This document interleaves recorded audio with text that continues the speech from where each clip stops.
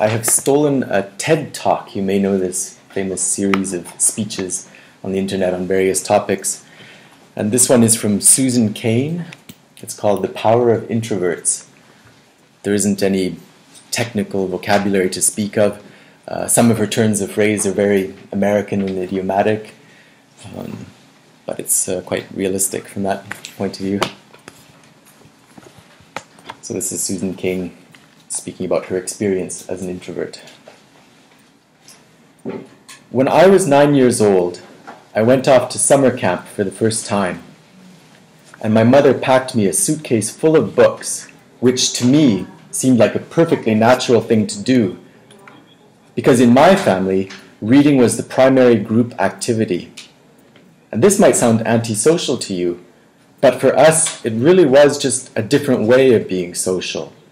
You had the animal warmth of your family sitting right next to you, but you were also free to go roaming around the adventure land inside your own mind. And I had this idea that summer camp was going to be just like this, but better. I had a vision of 10 girls sitting in a cabin, cozily reading books in their matching nightgowns. But camp was more like a keg party without any alcohol.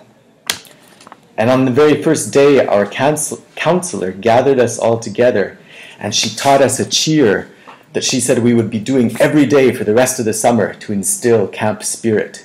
And it went like this: R-O-W-D-I-E. That's the way we spell rowdy. Rowdy, rowdy, let's get rowdy. Yeah, so I couldn't figure out for the life of me why we were supposed to be so rowdy, or why we had to spell the word incorrectly. But I recited a cheer. I recited a cheer along with everybody else. I did my best. And I just waited for the time that I could go off and read my books. But the first time that I took a book out of my suitcase, the coolest girl in the bunk came up to me and she asked me, "Why are you being so mellow?" Mellow, of course, being the exact opposite of R-O-W-D-I-E. And the second time I tried it, the counselor came up to me with a concerned expression on her face, and she repeated the point about camp spirit and said we should all work very hard to be outgoing. And so I put my books away, back in their suitcase, and I put them under my bed, and there they stayed for the rest of the summer. And I felt kind of guilty about this. I felt as if the books needed me somehow, and they were calling out to me, and I was forsaking them. But I did forsake them, and I didn't open that suitcase again until I was back home with my family at the end of the summer. Now, I tell you the story about summer camp. I could have told you 50 others just like it. All the times that I got the message that somehow my quiet and introverted style of being was not necessarily the right way to go. That I should be trying to pass as more of an extrovert. And I always sensed deep down that this was wrong and that introverts were pretty excellent just as they were. But for years I denied this intuition, and so I became a Wall Street lawyer of all things, instead of the writer that I'd always longed to be, partly because I needed to prove to myself that I could be bold and assertive too. And I was always going off to crowded bars when I really would have preferred just to have a nice dinner with friends. And I made these self-negating choices so reflexively that I wasn't even aware that I was making them. Now this is what many introverts do, and it's our loss for sure, but it is also our colleagues' loss and our community's loss. And at the risk of sounding grandiose, it's the world's loss. Because when it comes to creativity and to leadership, we need introverts doing what they do best. 1/3 to half of the population are introverts. 1/3 to half. So that's 1 out of every 2 or 3 people you know. So even if you're an extrovert yourself, I'm talking about your coworkers and your spouses and your children and the people sitting next to you right now, all of them subject to this bias that is pretty deep and real in our society. We all internalize it from a very early age without even having a language for what we're doing. Now, to see the bias clearly, you need to understand what introversion is. It's different from being shy. Shyness is about fear of social judgment, whereas introversion is more about how do you respond to stimulation, including social stimulation. So extroverts really crave large amounts of stimulation, whereas introverts feel that they're most alive and they're most switched on and they're most capable when they're in quieter, more low-key environments. Not all the time, mind you. These things aren't absolute, but a lot of the time. So the key then to maximizing our talents is for us all to put ourselves in the zone of stimulation that's right for us. But now here's where the bias comes in. Our most important institutions, our schools and our workplaces, they are designed mostly for extroverts and for extroverts' need for lots of stimulation. And also, we have this belief system right now that I call the new groupthink, which holds that all creativity and all productivity comes from an oddly gregarious place. So if you picture the typical classroom nowadays, for instance, when I was going to school, we sat in rows. We sat in rows of desks like this, and we did most of our work pretty autonomously. But nowadays, your typical classroom has pods of desks, 4 or 5 or 6 or 7 kids, all facing each other. And kids are working in countless group assignments, even in subjects like math and creative writing, which you think would depend on solo flights of thought. Kids are now expected to act as committee members. And for the kids who prefer to go off by themselves or just to work alone, well, those kids are seen as outliers often, or worse, as problem cases. And the vast majority of teachers report believing that the ideal student is an extrovert as opposed to an introvert, even though introverts actually get better grades and are more knowledgeable, according to research. Okay, same thing is true in our workplaces. Now, most of us work in these open-plan offices without walls, where we're subject to the constant noise and gaze of our coworkers. And when it comes to leadership, introverts are routinely passed over for leadership positions, even though introverts tend to be very careful, much less likely to take outsized risks, which is something we might all favor nowadays.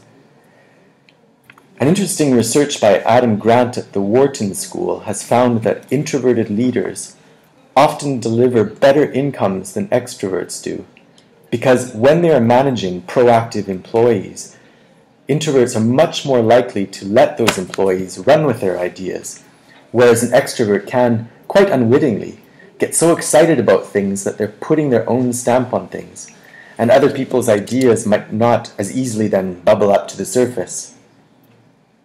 Now, in fact, some of our transformative leaders in history have been introverts. I'll give you some examples. Eleanor Roosevelt, Rosa Parks, Mahatma Gandhi. All these people described themselves as quiet and soft-spoken, and even shy. And they all took the spotlight, even though every bone in their bodies was telling them not to.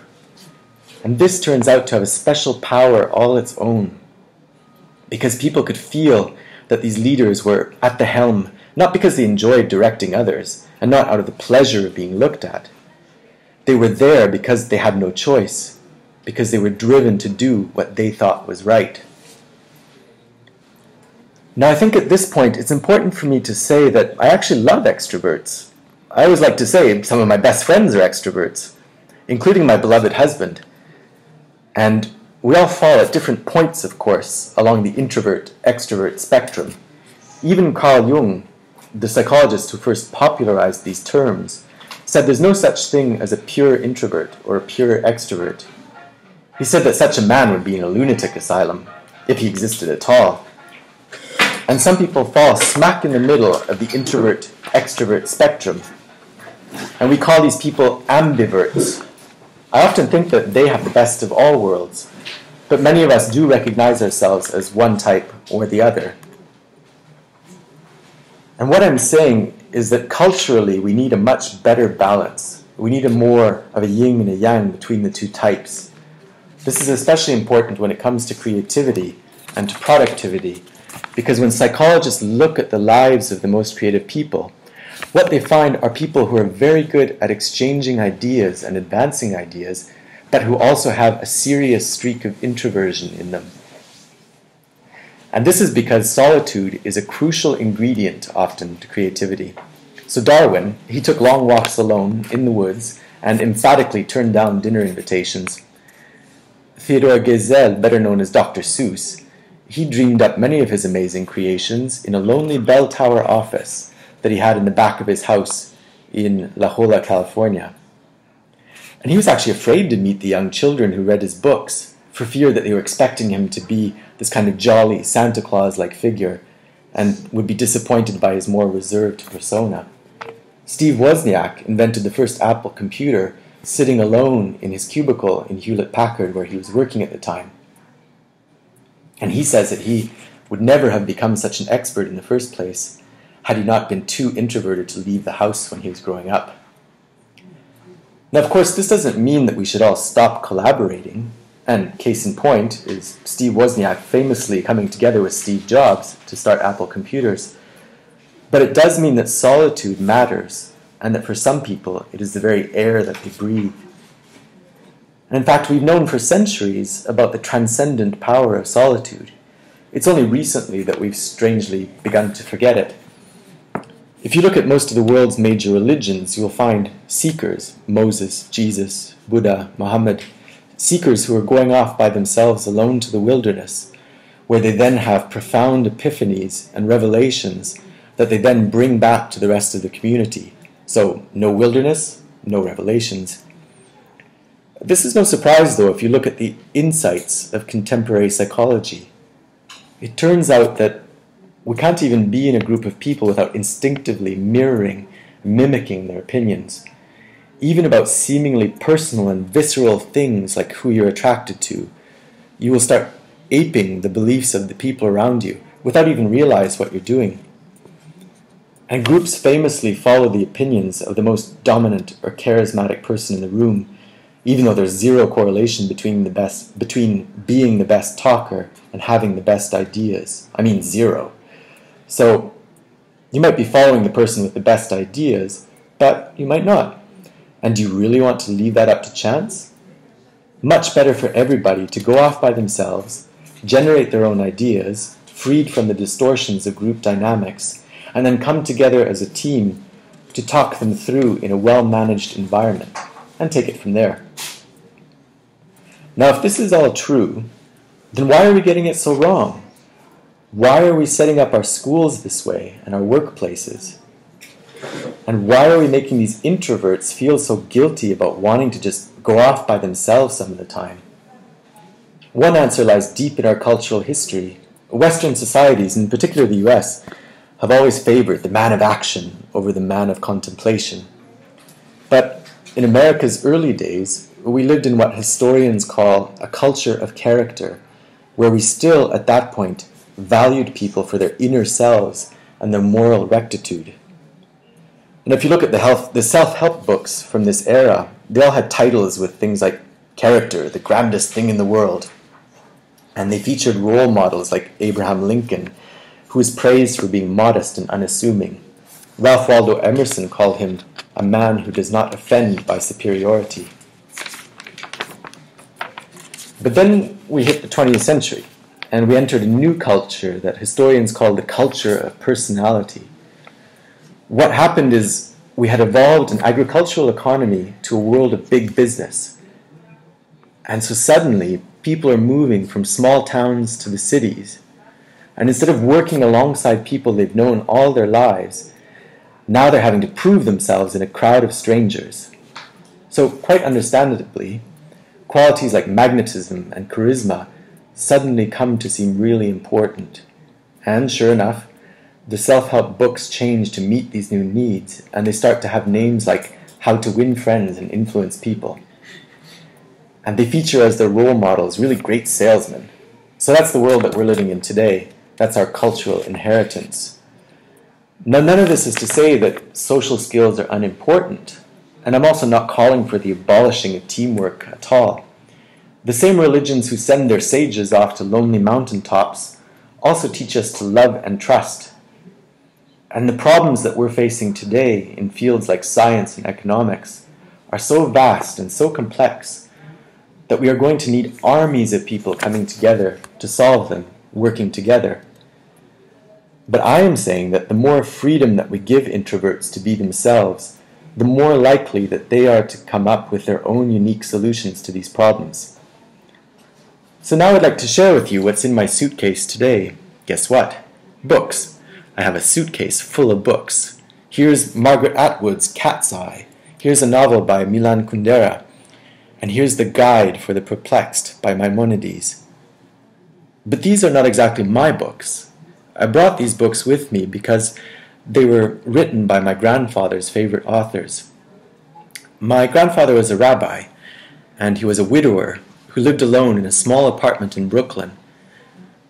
And that was my favorite place in the world when I was growing up, partly because it was filled with his very gentle, very courtly presence, and partly because it was filled with books. I mean, literally every table, every chair in this apartment had yielded its original function to now serve as a surface for swaying stacks of books. Just like the rest of my family, my grandfather's favorite thing to do in the whole world was to read. But he also loved his congregation, and you could feel this love in the sermons that he gave every week for the 62 years that he was a rabbi. He would take the fruits of each week's reading, and he would weave these intricate tapestries of ancient and humanist thought, and people would come from all over to hear him speak. But here's the thing about my grandfather. Underneath this ceremonial role, he was really modest and really introverted. So much so that when he delivered these sermons, he had trouble making eye contact with the very same congregation that he'd been speaking to for 62 years. And even away from the podium, when you called him to say hello, he would often end the conversation prematurely for fear that he was taking up too much of your time. But when he died at the age of 94, the police had to close down the streets of his neighborhood to accommodate the crowd of people who had come out to mourn him. And so these days, I try to learn from my grandfather's example in my own way. So I just published a book about introversion, and it took me about 7 years to write. And for me, that 7 years was like total bliss, because I was reading, I was writing, I was thinking, I was researching. It was my version of my grandfather's hours of the day alone in his library. But now, all of a sudden, my job is very different. And my job is to be out here talking about it, talking about introversion. And that's a lot harder for me because, as honored as I am to be here with all of you right now, this is not my natural milieu. So I prepared for moments like these as best I could. I spent the last year practicing public speaking every chance I got, and I call this my year of speaking dangerously. And that actually helped a lot. But I'll tell you, what helps even more is my sense, my belief, my hope, that when it comes to our attitudes to introversion and to quiet and to solitude, we truly are poised on the brink of dramatic change. I mean, we are. And so I'm going to leave you now with 3 calls for action for those who share this vision. Number 1, stop the madness for constant group work. Just stop it, seriously. Thank you. And I want to be clear about what I'm saying because I deeply believe our offices should be encouraging, casual, chatty, cafe styles of interactions. You know, the kind where people come together and serendipitously have an exchange of ideas. That's great. It's great for introverts and it's great for extroverts. But we need much more privacy and much more freedom and much more autonomy at work. School, same thing. We need to be teaching kids to work together for sure. But we also need to be teaching them how to work on their own. This is especially important for extroverted children too. They need to work on their own because that is where deep thought comes from in part. Okay, number 2, go to the wilderness. Be like Buddha, have your own revelations. I'm not saying that we all have to go off and build our cabins in the woods and never speak to each other again. But I am saying that we could all stand to unplug and get inside our own heads a little more often. Number 3, Take a good look at what's inside your own suitcase and why you put it there. So extroverts, maybe your suitcases are also full of books. Or maybe they're full of champagne glasses or skydiving equipment.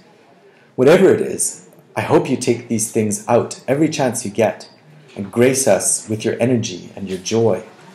But introverts, you being you probably have the impulse to guard very carefully what's inside your own suitcase. And that's okay, but occasionally, just occasionally, I hope you will open up your suitcases for other people to see, because the world needs you and it needs the things you carry.